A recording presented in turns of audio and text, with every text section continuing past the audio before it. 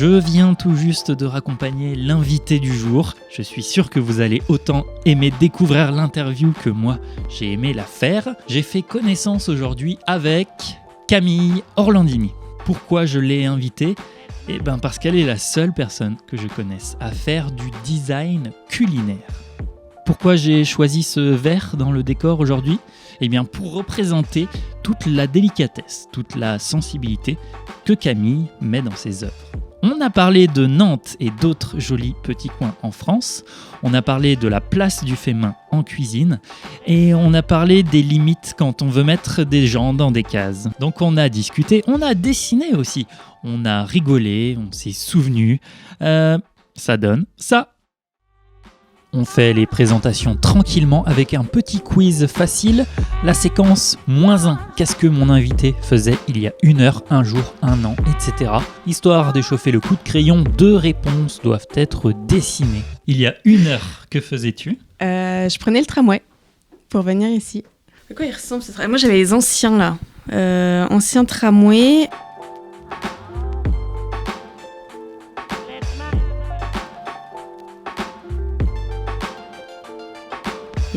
Et puis voilà, c'est à peu près ça. C'est important. Il y a 1 jour, que faisais-tu ? Ouah, tu veux vraiment savoir ça ?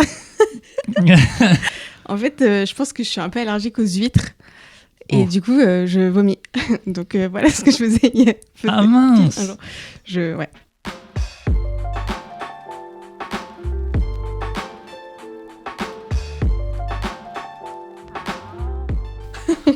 On dit que c'est à peu près ça. Il y a 1 mois, que faisais-tu ? Il y a 1 mois, donc on est le 6 janvier. Sachant qu'on était du coup début janvier. Ah, début janvier. 6 janvier. 6 janvier, ça devait être retour à l'atelier justement pour faire mes cartes de vœux. Tous les ans, je fais des cartes de vœux. Ok. Et donc là, je me suis lancée dans des pierres de lait. Et j'étais en pleine fabrication de ces pierres de lait. Ok, donc c'est pas des cartes de vœux papier comme tout le monde. Il y a du papier et de l'impression, mais il y a toujours une recherche plastique ou comestible.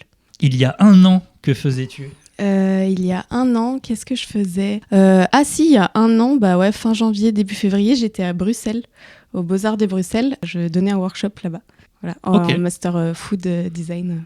Il y a 1 décennie, que faisais-tu ? J'étais à côté de Cergy. Et j'étais en mise à niveau en art appliqué là-bas. Donc je faisais mes études à ce moment-là. Le début des études d'art appliqué. Ouais, c'était vraiment le tout début. Début il y a 10 ans. Ok, bim. Je pense ça. Toi, qu'est-ce qui t'a poussé du coup là-dedans ? En Mana, à la base, on fait plutôt du BTS, puis DSA. Puis moi, je voulais faire des études courtes en 2 ans et hop, je vais travailler. Et en fait, je me suis retrouvée à passer des concours en école d'art pendant cette année-là. Et donc, parcours long. Enfin, déjà, il y a eu un changement à ce niveau-là. Et puis, le choix du design, plutôt design d'objets. Je commençais à travailler sur des outils autour des gestes dans la cuisine, en fait. Ok. Et puis, de là, forcément, intérêt pour la cuisine, le repas, comment est-ce qu'on cuisine ensemble, qu'est-ce que ça provoque, qu'est-ce que ça raconte comme histoire, la transmission, tout ça. Et tous les gestes qu'il va y avoir en cuisine. Donc, en dessinant, on va dire, les objets pour pour transformer la matière, j'ai finalement décidé de m'intéresser à quelle était cette matière que je transformais. Ok. Et je pense que c'est un peu arrivé comme ça, quoi. Et du coup, la cuisine, est-ce que tu dirais que la petite Camille, dans l'enfance, il y a quelque chose qui t'a influencé côté cuisine, Ouais, quand je même, dirais un peu quand même. À la base, chez moi, on cuisine beaucoup. Et tant du côté de mon père ou mes grands-parents sont italiens. Okay. Et du coup, il y a une culture aussi de la cuisine et de la pâte. Je reviendrai peut-être après, mais les histoires de pain, là... Ouais, ok. Je pense qu'on en reparlera peut-être. Ouais. Mais oui, il y avait toujours une pâte qui était pétrie, qui était dans un coin en train de lever pour faire soit la pizza, soit la focaccia, l'esgabet. Maintenant, la séquence citation. L'invité nous parle de ses projets, soit à partir de courtes phrases que j'ai relevées dans ses réalisations, soit à partir de petits dessins que j'ai faits en m'inspirant de son univers. Quelqu'un qui fait du design culinaire, c'est quelqu'un qui fait des belles assiettes. Pour expliquer un peu, c'est C'est un peu un piège que je te fais, c'est une phrase que tu entends peut-être trop temps. souvent, mais que tu détestes entendre. Mais il y a aussi un truc, c'est que je sais pas, mais j'ai l'impression que quand je dis que je suis designer culinaire, et d'ailleurs maintenant je dis aussi que je suis artiste plasticienne parce que je suis et artiste plasticienne et designer culinaire, je pense. Ça évoluera tout le temps, en fait, je pense.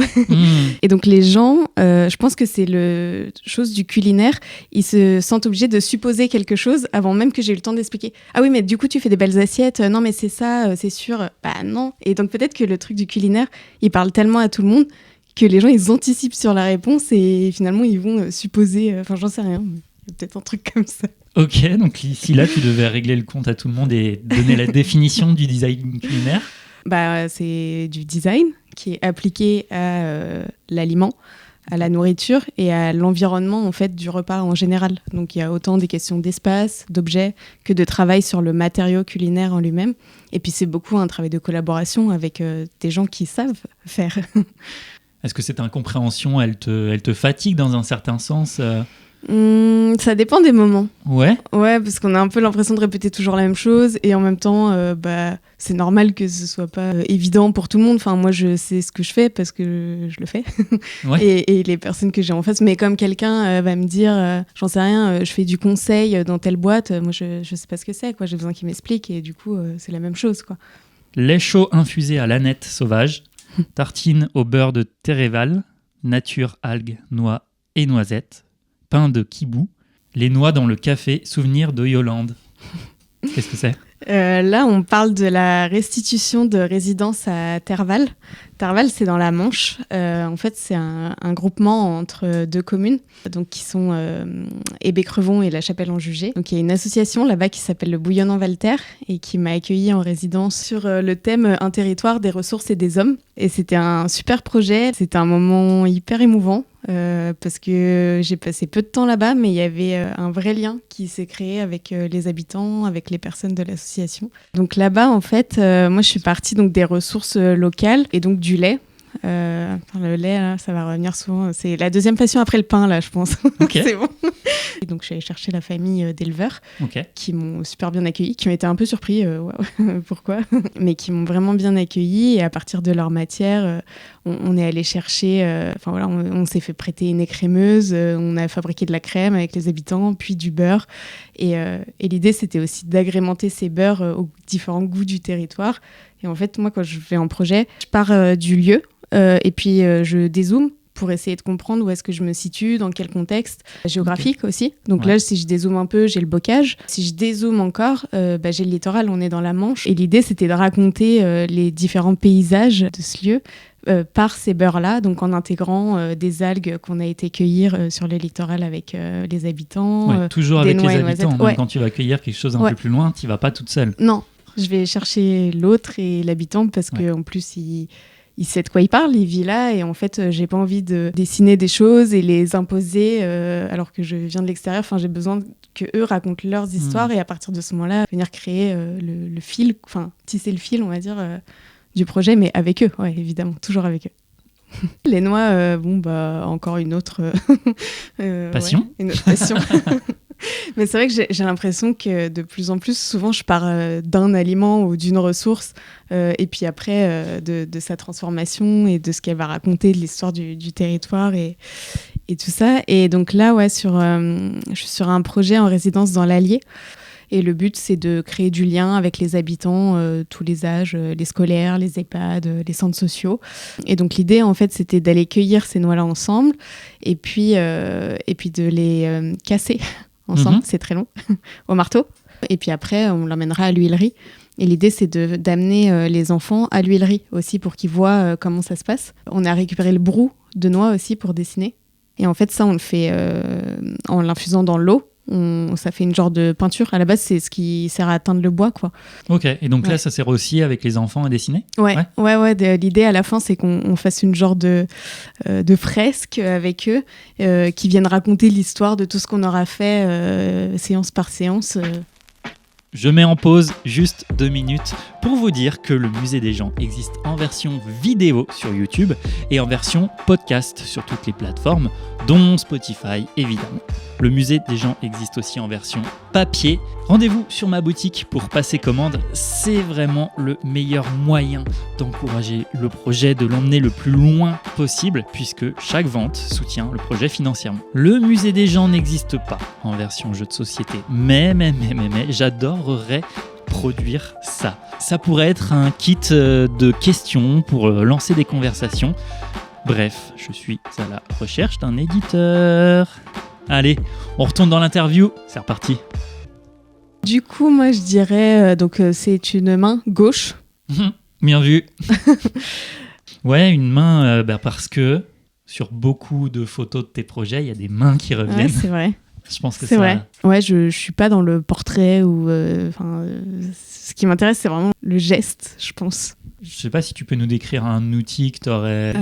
Donc là, ça commence à remonter un peu. Hein. J'avais imaginé le geste en fait du mortier, donc pour broyer l'aliment. Et l'idée, c'était d'utiliser quelque chose qui viendrait autour de la main en céramique. Et on viendrait glisser notre main dedans et on viendrait écraser la matière avec le dessus de la main, comme ça.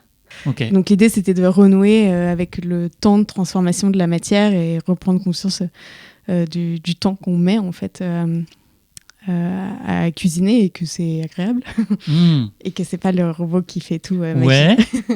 Les robots, t'en penses quoi?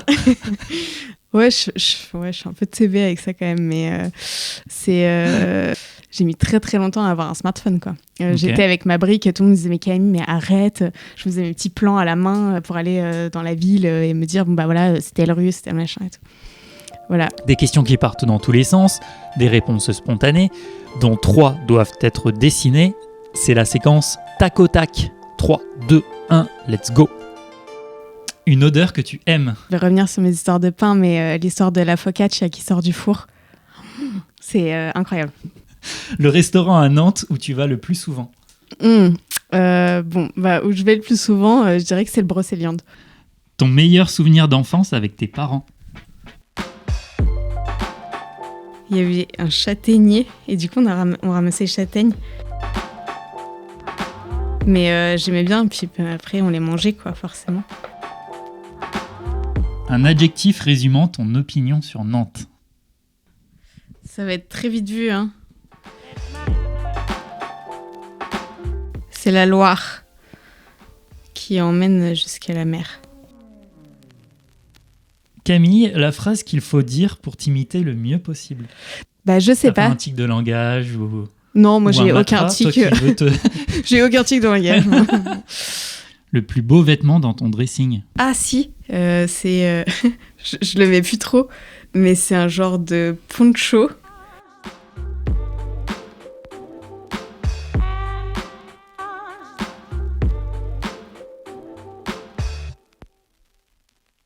Globalement, c'est à peu près ça. Ouais. Du coup, la dernière question. Le plus moche vêtement de ton dressing. Je pense que mon compagnon sera d'accord. C'est les espèces de surchaussettes là, anti-glissantes. Ça tient chaud aux pieds, mais c'est vrai que c'est pas très beau. Je commence des phrases, l'invité doit les terminer. C'est la séquence 3 petits points. Ce qui manque à Nantes, à mon sens, c'est... Plus d'ateliers et de locaux pour les artistes. Il en manque. Toi-même, t'es peut-être passé par là ? Oui. Okay. Et je vais y repasser.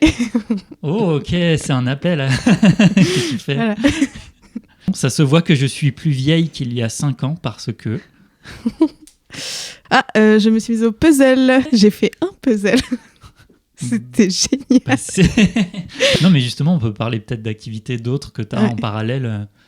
On n'est pas toujours résumé à être une designer culinaire et à faire que ça. Je sais pas si à côté... genre, est-ce que tu as des hobbies purement... À part le puzzle. C'était un puzzle de quoi? On veut savoir au final. C'était trop moche. C'était un espèce de vieux paysage. C'est un truc que j'ai pris chez Emmaüs et qui retournera chez Emmaüs. T'es pas encore à les mettre sous verre et à les accrocher? Non, dans ton salon. non. Bah en fait, à travers ça, j'essaie de doucement te glisser vers la question. Qu'est-ce que tu penses de Top Chef? Je prends plaisir parfois à regarder. C'est vrai? Ouais, ça va. À choisir, je préférais les carnets de Julie. Ah, je connais pas. Julie, elle fait elle va à la rencontre des gens, en fait, et elle fait des recettes avec eux. Enfin, elle est vraiment sur la question de la transmission, tout ça. Et puis à la fin, ils font tous un repas ensemble. Donc bref. Dans l'Allier, je crois qu'il y en a un ou deux qui m'a sorti ça. Ah, mais en fait, tu fais les carnets de Julie. C'est ça ton taf. Ok, ça me donne trop envie d'aller voir. Ouais, puis c'est aussi le truc de la compétition, du temps, la pression, machin. Ouais. C'est marrant, mais c'est vite... ouais, c'est un peu fatigant, quoi. Hmm. Mais bon, et par contre, les sortants, ils montent des super restos et du coup, ça donne envie d'aller y manger, quoi. Je veux devenir meilleur en 3 petits points. Avec le travail ou rien à voir? Ouais, ça, Pas obligé quelque chose à voir. Ok. Bon, peut-être que j'aimerais devenir meilleure en natation. Ok. Mais ouais, je me fais doubler par les mamies et tout. C'est chaud. Et est-ce qu'il y a eu, peut-être côté artistique, je sais pas, des complexes que tu as réussi à surmonter ou... Notamment, on parle beaucoup du syndrome de l'imposteur dans le milieu. Ouais. Est-ce que toi, un jour, par exemple, celui-ci, tu l'as ressenti ou... Oh, oui, il est encore là. Hein. C'est le petit pote. Hein. Bah oui. Non, il est encore là, c'est sûr. Et comment on le combat? Parce que du coup, t'es quand même là. En faisant des projets et en se forçant, puis il y a des fois où j'ai pas envie, par exemple, où j'ai peur, où je me dis oh non, là il va falloir que je mette de l'énergie et tout. Enfin, parfois ça me coûte aussi d'être beaucoup avec du monde et tout ça. Du coup, ouais, faut y aller. Et puis tu dis bon, allez, c'est bon, vas-y. Et puis au pire quoi? Bah au pire rien, tu vois. C'est tout. On verra. Au pire, tu te fais recaler. Enfin, je veux dire, c'est pas grave. Mais si tu ne l'essaies pas, et ben en fait, tu sauras jamais. Et puis, dans tous les cas, tu l'auras pas. Donc, autant aller. Et puis, mais c'est vrai qu'il faut se mettre le petit coup de pied des fois où tu te dis bon, allez, courage. C'est ça. J'ai l'impression que ça passe aussi beaucoup par le nom qu'on donne aux choses qu'on fait. Par exemple, tu parlais tout à l'heure du terme designer culinaire qui suffisait pas à te résumer, toi, que tu as voulu rajouter artiste plasticienne. Et moi aussi, des fois, dans ce que je fais, tu vois, je suis graphiste, mais en même temps, je fais des interviews. Du coup, c'est ça la solution que j'ai trouvée, c'est de plutôt dire faire quelque chose plutôt que d'être un nom de poste. C'est vrai. Parce que tu peux cumuler plusieurs activités, du coup. Et c'est un peu moins la case dans laquelle on te met, quoi. Ouais, elle est compliquée, cette histoire de case, parce qu'on y revient souvent. Et même dans les milieux là où juste on crée des choses, mais on crée des espaces, on crée des projets. Enfin voilà, il y a plein de... Et souvent, on est catégorisé, mais pour tant administrativement que auprès des institutions artistiques ou de design, il faut quand même choisir, quoi. Il faut toujours choisir, mais enfin, c'est chiant. Non, franchement, c'est chiant. C'est chiant. On prend le concept de la séquence -1 et on l'inverse. Ça donne la séquence +1. Au lieu de conjuguer au passé, on conjugue au futur. Qu'est-ce que fera mon invité dans 1 heure, 1 jour, 1 an, etc. Dans 1 heure, que feras-tu? Peut-être que je serai en trame inverse. Dans 1 jour, que feras-tu? Je vais faire des recherches à la section patrimoine de la médiathèque autour du lait. Parce que le lait, c'est aussi passion aliment, nouveau projet. Les archives, non, j'avais pas trop fouillé, je n'osais pas trop franchir la porte. Je me disais que c'était des rendez-vous, machin. Et non, du coup, ils m'ont mis des livres de côté. Donc, je vais passer l'après-midi demain là-bas. J'aime bien la médiathèque. Dans 1 mois, que feras-tu? Dans 1 mois, je me prépare à retourner dans l'Allier. Dans 1 an, que feras-tu? Qu'est-ce que j'aimerais faire? Je pense que je serai encore à Nantes. 1 an? Allez, un petit temps de plus. Ouais, encore à Nantes. Je re-signe pour 1 an, là. Dans 1 décennie, que feras-tu? Qu'aimerais-tu faire? Ah bah là, je serais peut-être partie, du coup. Ah ouais? Peut-être petite maison à la campagne. Dans 1 siècle, que feras-tu? 1 siècle? On sait que ça fait 100 ans. Bah, Marc... Tu serviras à faire pousser de l'herbe qui nourrira des vaches qui fera du lait? Peut-être. Et la boucle sera bouclée. Cette séquence retour de flamme, c'est la moindre des politesses. Après avoir cuisiné l'invité, je lui offre le droit de me retourner une question parmi toutes celles que je lui ai posées. Et toi, dans 1 an, que feras-tu? Donc dans 1 an, ce sera toujours 2 jours avant mon anniversaire. Mais pas n'importe lequel. L'année prochaine, ce sera les 30 ans. Donc là, je pense qu'il faut que je prépare un sacré truc et que 2 jours avant, je serai dans les préparatifs à fond. Et voilà. Ok, trop bien. Voilà, le portrait de Camille Orlandini est officiellement rentré au musée des gens. Maintenant, il ne manque plus que des visiteurs à ce musée et pour ça, vous y pouvez quelque chose. Partagez le projet dans sa version vidéo, dans sa version podcast, dans sa version papier. Vous ne la voyez pas, elle est de l'autre côté de la caméra, mais elle fait aussi partie du musée des gens. C'est Sophie Chevrier. Merci à toi. Rendez-vous sur les réseaux sociaux pour être tenu au courant de la suite des choses. Merci beaucoup pour votre écoute et nous, on se revoit aux prochaines interviews. Salut!